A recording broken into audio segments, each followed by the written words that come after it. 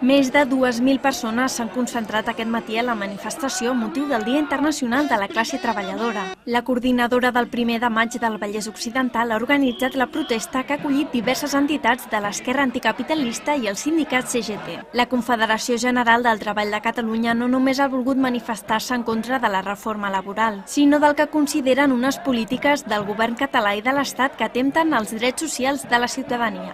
Continúa, lo que fue la huelga del 29 de marzo, con las mismas reivindicaciones, lo único que a nivel del 1 de mayo, intentar aglutinar el máximo de organizaciones sociales y lo que es el sindicalismo alternativo, hacer una manifestación por Sabadell, es como ir preparando para la próxima huelga. Y en principio la movilización no es solo contra la reforma laboral, sino es contra todas las políticas antisociales del gobierno del Partido Popular y la de la Generalitat. Altres entitats també han estat presents a la concentració, com la Plataforma d'Afectats per la Hipoteca de Sabadell o Moviment Estudiantil de la comarca del Vallès. Nuestro objetivo es, aparte de ayudar a mucha gente a solucionar el problema, nuestro objetivo en concreto es conseguir la dación en pago. Que la gente pueda entregar su casa si no puede pagarla y no se quede con una deuda para toda la vida. La manifestació també ha tingut representació política. Les candidatures alternatives del Vallès s'hi han sumat, entre les quals hi ha estat el grup municipal d'Entesa per Sabadell, encapçalat per Virgínia Domínguez. Pel que fa a les detencions de la passada vaga general del 29 de març a Barcelona, la CGT ha volgut defensar l'actuació de la seva companya, Laura Gómez, membre del sindicat. En la huelga ha sido un piquete y se quemaron simbólicamente unos papeles delante de la bolsa. Se la han metido en prisión preventiva.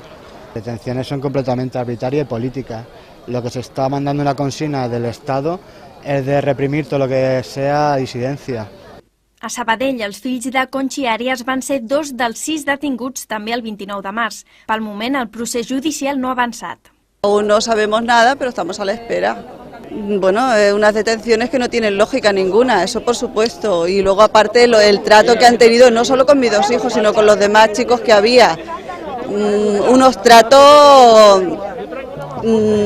aberrantes, por decirlo claramente, y que no tienen lógica ninguna, porque si hay gente que se está manifestando por una cosa que no es lógica, ¿por qué tienen que detenerlos? ¿Para callarnos la boca?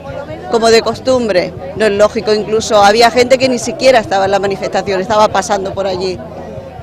Al llarg de la marxa, un petit grup de manifestants encaputxats han fet pintades a les façanes d'institucions, entitats bancàries o seus de partits polítics, com la de Convergència i Unió. També han enganxat i penjat cartells amb diversos lemes i protestes. Tot i així, els incidents no han anat més enllà i la concentració ha acabat pacíficament amb una lectura del manifest.